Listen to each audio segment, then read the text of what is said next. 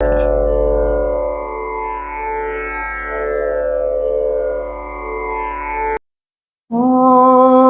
श्री परमात्मने नमः। अथ चतुर्दशोऽध्यायः। In this chapter, Bhagavan Sri Krishna explains about the three gunas that constitute the Prakriti. The three gunas are the Sattva guna, Rajo guna, and the Tamo guna. And in the beginning few verses, Bhagavan Krishna said about the nature of the three gunas, and he continues to explain about the three gunas in the rest of the shlokas also. Shloka 14 in chapter 14 of Bhagavad Gita.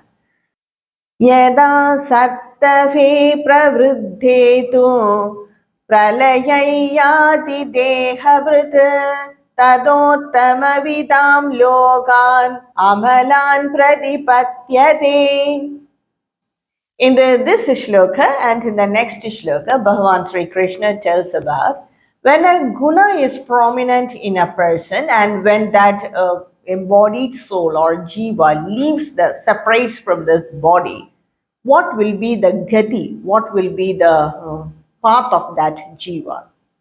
That is when a person meets death and when a particular guna is dominating in that person, what will be the jiva's gati. In Shloka 14, Bhagavan Sri Krishna says that in a person, when the Sattva guna is dominant, and at that time when he meets the pralaya means death, or in other way we can say it as when at that time when the Sattva guna is dominating and when the jiva separates from the body, what will happen to that jiva? That jiva will go to the higher state of existence. It will go to the realm of higher existence.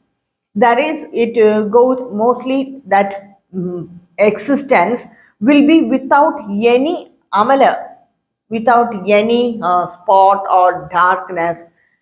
Exactly, it is the Brahmaloka. What Bhagavan Krishna means here is Brahmaloka, because only in Brahmaloka there is no amala, there is no dirt or no darkness, nothing. Not even the trace of Rajas and Tamoguna. So when a person or when a jiva separates it from its body, that embodied soul, or we can say when a person meets death, when the Sattva guna is dominant, then that jiva, after separating from the body, it goes to the higher level of existence or to that higher realm of existence. What Bhagavan Sri Krishna means here is the Brahmaloka. So what will happen to that jiva when Rajas and Tamo is dominating in at the time of death? Let us see. Rajasi pralayang gatva karma sangishu jayate tatha praleenastamasi mudhayonishu jayate. When Rajas is dominant in a person and when he meets death or when the jiva separates from the body, when Rajas is dominant, what happens to that jiva is it is again attached to action. That is, it is again born in the situation where it demands many action. That is, we say some people are so workaholic.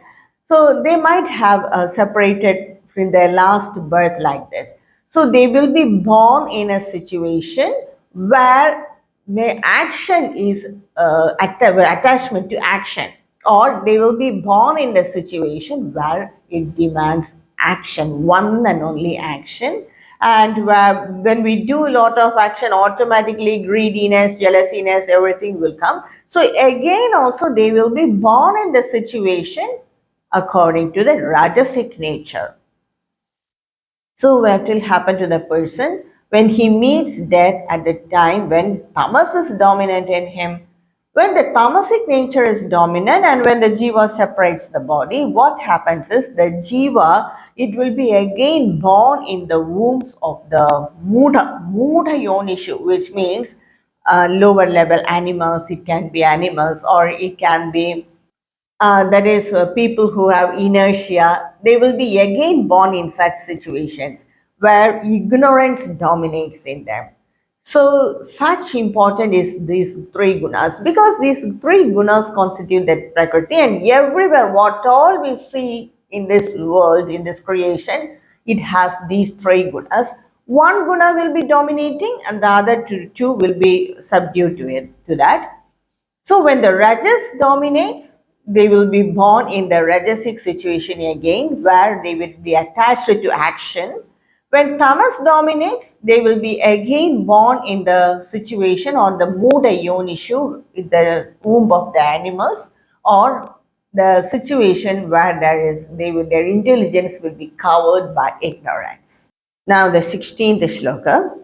Karmana suhृदस्याहुः सात्विकं निर्मलं फलं रजसस्तु फलं दुःखम् अज्ञानं तमसः फलम्. Now in this shloka, Bhagavan Krishna tells about the fruits of these gunas. What are the phala, fruits of these gunas? The people in whom the sattvic nature is dominant, their phala, that is their fruit, is one and only punya actions. They will do only good actions or good deeds, and the result of that will be only punya or virtue. So more and more they will have the urge to do such actions, and it will give only happiness and goodness for that person. When a person who has rajasic nature dominant in his life, the fruits of his action will be only greediness or jealousiness. He will be attached to action all the time, but he won't find peace in him. That actions will lead him to more and more greediness or more and more jealousiness, anger. So it won't give him a very calm and peaceful mind, because that is the nature of his guna. That is people who have rajasic guna. And the people who have tamasic guna, only dukkha and ajnanam, they will do actions covered with ignorance, no discrimination power. So all these are the result of the people who have dominant tamoguna. They will do actions accordingly. When sattva is dominating, they will do only good actions. When rajas is dominating, they will do actions, but they won't give peace of mind for them. It will make them more greedy and jealousy. When tamas is dominant in a person, they will do actions but covered with ignorance.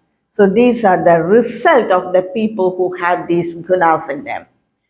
Sattvat sanjayate jnanam rajaso lobha eva cha pramadha moho tamasaha bhavato jnanameva cha. So from sattva guna arises knowledge. Sattva guna people, they will have an inner urge for knowledge always, and they will do actions that will satisfy to attain knowledge. That is, they do japa, they do meditation, they do puja, they do all that mental exercises to calm their mind and attain knowledge. So then, what arises from sattva guna is only knowledge. What all actions they do, that will help them to attain more and more knowledge. At the same time, the people who have a rajasic nature dominant in them, they will do actions according to that. So actions to get more and more wealth, to attain more and more wealth, to attain more and more position in the society. Definitely the people who are rajasic in nature, in the materialistic world, they will be in a very high status, no doubt in it. But the problem is, after this life, what will happen to that jiva? So it is better to upgrade our nature. Whatever nature we have to upgrade it, just like what Bhagavan Krishna said in the previous slokas back. We have to upgrade our nature.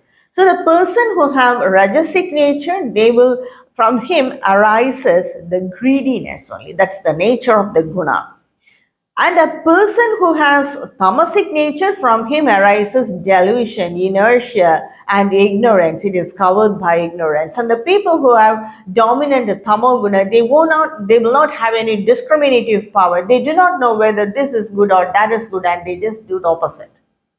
And they will not be able to decide anything instantly. They will confuse in their mind about whether this is good or that is good, even for very small things. They confuse a lot. And always inertia, sleepiness, drowsiness. And the people, they just get anger so suddenly for just drop of the hat out of ignorance.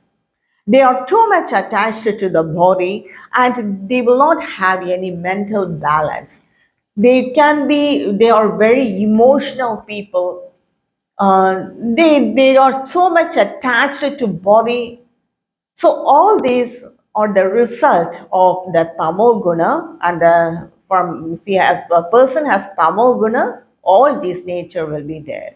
In this context, the combination of the gunas are also very important. For example, if a person has dominant sattva guna and he has rajo guna also, and he is backed by rajo guna, then how he will behave is he will be involved in karma yoga because he cannot sit in a place, because rajas will not allow him to sit in a place. Restless nature it will give, but at the same time he will do good actions or involve in karma yoga. And if a person has rajasic nature, rajoguna dominant, and supported by or backed by tamoguna, then he will do all the hard work and sit in a place and take rest for a long time. That's what most of us do. We work till midnight, sleep in the morning till 10 or 11, and Sundays, no need to say. So, all this combination of Rajoguna and Tamoguna throughout the week, we work for someone else, for someone's benefit, we work, and on Sundays, we lie down, we doze off. We just want to chill out, or what we say, we want to take rest till the noon time. So this is rajas backed by tamas. If a person has tamoguna and backed by rajoguna, dominant tamoguna backed by rajoguna, then he will do work, but take the whole day to complete your work that can be completed within an hour. And if a person has tamoguna backed by sattva guna, then he will be involved in good actions also, but he will put that rest, do for some time, then browse off, do for some time, very slow pace he will do. So the combination of gunas are also important. That's why Bhagavan Krishna says, if we have a guna, if we analyze ourselves, only we know what guna we have. No one else has the chance of knowing that. We know our guna, so we have to analyze it and upgrade from our present guna to the higher guna. Even if a person has a sattvic nature, he must do meditation, japa, or scriptural study, or whatever that is. Attain knowledge, not only interested in attaining knowledge, but interested in jnana also. We must transform it as our knowledge. What we read from the scriptures or the knowledge of the rishis, they are sharing it with us, but it has not become our knowledge yet. When we have sattva guna, we have to attain that knowledge, upgrade ourselves, and become that knowledge and own that knowledge. Only sattva will not be dominating in all our life. Different stages, different gunas will be dominating. Even in a single day, different gunas will be dominating. So we must analyze it, try ourselves, and bring it to a balance. Only then there will be spiritual advancement in us. Or otherwise, in the society or in the materialistic world, we can go to high position, but what will this jiva do after it sheds off this body? So that's important, and that we all have to think about it. So how does the life of these people will be? If a person has this dominant guna, how will be the life of those people? It is very important to know that. ऊर्ध्वं गच्छन्ति सत्त्वस्थाः मध्ये तिष्ठन्ति राजसाः जगन्यगुणवृत्तिस्थाः अधो गच्छन्ति तामसाः. So a person who has sattvic nature, urdhvam gachanti, that is, he go upwards, his life will go upwards, which implies that what Bhagavan Krishna tell by this is, his quality of life will be very high. The values he has about life and the values he practices will be very high, and his spiritual advancement will be very high, and his mental maturity also will be very high. He cannot be easily disturbed by anyone or by any situation. That will be his spiritual advancement. He very well knows that this is the nature of the guna, and the values he has and the quality of life he leads will be very high. And a person who has the rajasic nature, dominant rajasic nature, his life will be of middle. Everything will be middle. That is, this quality of life will be not that down, but or that not high. Also, the spiritual advancement, his mental maturity, and his the way he connect with others. All this will be middle. That will not be very high, or that will not be either low also. But a person who has tamasic nature, that his life will be, he will not have any values towards life. He will be a completely confused person, will have many bad habits, and there will be no spiritual advancement in him, mental maturity, even though he will be advanced in age, but his mental maturity will be just like a small child, doesn't know to know which is wrong and which is right. He'll be a completely deluded person. So that will be his lifestyle. So why Bhagavan Krishna is telling all this is how the gunas bind a person to samsara. This is how the gunas bind the jiva to samsara. These gunas are present in the mind, and which is the seat of Maya. Mind is the seat of Maya, we can say. So these gunas, they will hide the natural effulgence of the jiva and binds the jiva to the external world or to the samsara or to the materialistic world in this way. A person who has dominant sattvic guna in him the jiva is bound to the samsara in urge of knowledge, purity, knowledge, and all that.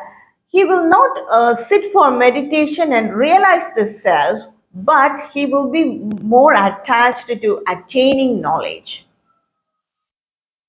So that is how the sattva guna binds a person to the samsara. Rajasic guna, it binds the jiva to samsara by continuously involving him in work after work after work.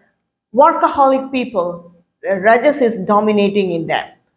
A person who has tamasic nature is more worse. It will bind that guna will bind the jiva and attach him to all the actions that has in ignorance or delusion or like that. Because these gunas, they attract to that people similar actions. If a person has dominant sattva guna, then it attracts only sattvic nature actions towards that person.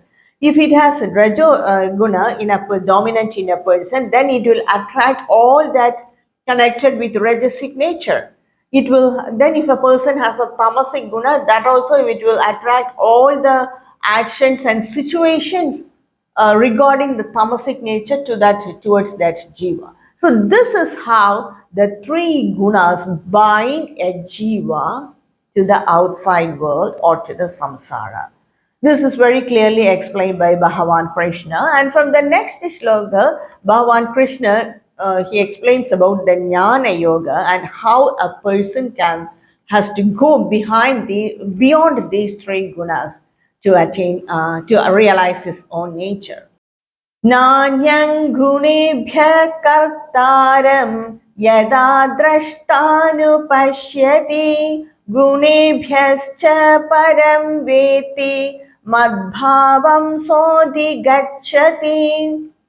That is a person who wants to go beyond the three gunas. He has to understand that these gunas are only an agent which connects or attaches the jiva to samsara, which binds the jiva to samsara, and these three gunas are only agents for that. So a person who wants to go beyond these three gunas, he has to understand about this technique or this concept. Gunas makes one to perform action according to it. If he has sattva guna, he will do actions according to the sattva guna. If he has rajasic guna, then rajasic actions. Tamas guna, then tamasic actions. But the main purpose of the gunas is to make or involve the jiva to do perform actions. Only then this creation revolves around. So the main function of the gunas is to make the body and mind do action. A person who wants to be a gunaita, he has to understand about this guna and try to see him separate from these three gunas. He must very well understand that he is not these gunas. He is just different from these gunas. He is distinct from these three gunas. And he uses these gunas to perform action as far as his prarabdha karma is there.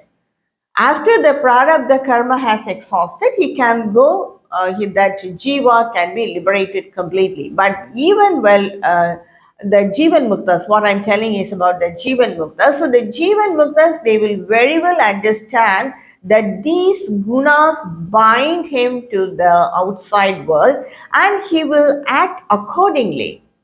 He uses these gunas. He doesn't think that I am this guna. He uses this guna to perform actions. Just like we may have a vehicle to go from here to here to reduce the traveling time or for comfort, whatever it may be. We may have a vehicle, a car, take a car. But we must be well aware that we use the car. And the car is there to give me comfort, that's all. But I am not the car. Whatever great the car may be, even if it is a Ferrari or a Rolls Royce or a Benz, whatever it may be, we use that luxurious car just for travel. I am not the car. When we identify with the car and take the credit of the car, then that is ignorance. Our intelligence is covered by ignorance. Actually, we are more powerful than a car, but we think that car is more powerful than us. Actually, our intelligence is all pervading. It's just an object. A jnani who understands this, he will just use that object and travel anywhere so that he can reach that place soon. That's all. That's the use of that car. So just like that, we have to think that these gunas help me to perform my prarabdha karma, but I am different from these three gunas. This a person has to be, he has to make this concept sit in his mind. He must do a nididhyasana and understand this concept to the core. So thus gunas bind a person to the samsara, and a person who wants to go behind these three gunas, he has to see these three gunas as only an agent. Actually, he is greater than these three gunas. And a person who understands this, mat bhavam sa adigachade, he attains me. He attains to my being. Bhagavan Sri Krishna is telling. That this is the shloka 19, and then the next shloka, shloka 20, Bhagavan Krishna says, Gunane tanatityattrin dehi deha samudbhavan janma mrityu jara dukkhai vimukto mritamashnutim. An embodied soul, understanding that these three gunas are only an agent, and that which crosses beyond these three gunas, that jiva is free from jara, that is free from janma, that is birth, mrityu, death, jara, old age, dukkha, that is worry. Because these three gunas give worry, happiness, inertia, everything.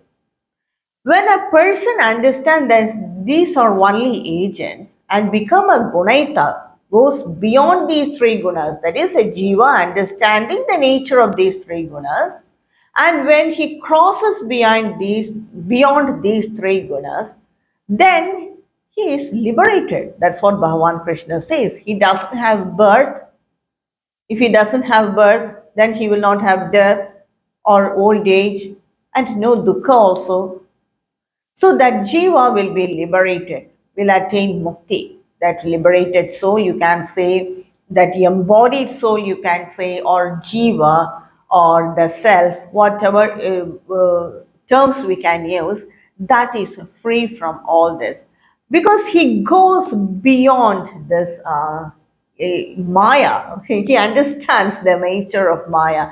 When we understand something, then we will not be attached to it. Now we do not understand, even though we understand about it theoretically, that concept didn't sit in our mind because we are continuously involving with the materialistic world. When we understand it, once when we feel the separation of this embodied self from the gunas, and once when we understand that these gunas we are using it, or these gunas they bind us to the samsara, and we are using it only to perform action, then we will go beyond these three gunas. Just like what Bhagavan Sri Krishna expects from us. So, hearing all this, Sri Arjuna asked a question to Bhagavan Sri Krishna. Kailin gaistrin gunanetan atito bhavati prabho kimacharah katam chaitam strin gunan nati vartate.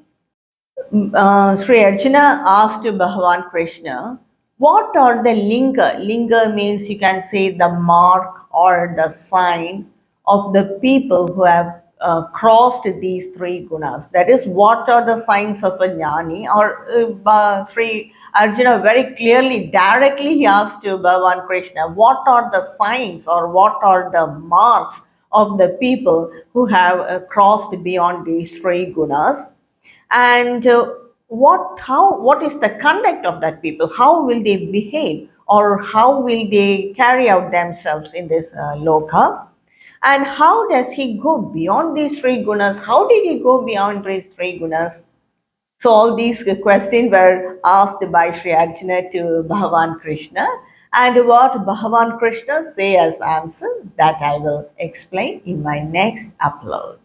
यत्र योगेश्वरः कृष्णः यत्र पार्थो धनुर्धरः तत्र श्रीर्विजयोर्भूति ध्रुवा नीतिर्मतिर्मम. ॐ श्रीकृष्णार्पणमस्तु.